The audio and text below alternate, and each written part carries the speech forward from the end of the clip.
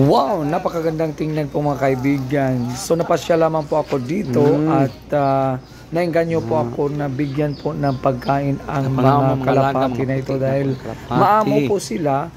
Although hindi pa kami nagka-meet nito, first time po sila na-meet, pero hindi po sila takot sa tao. So ayan po, para lalo silang maging maamo sa mga tao, ayan, binibigyan natin ng pagkain para pabalik-balik sila dito. Kasi mga ligaw lamang po ito sila mga kaibigan. So nandito po tayo sa isang resort dito sa may Maragusan, no? Sa may Mount Patong Resort. At ito po yung senaryo na naabutan ko dito along the highway.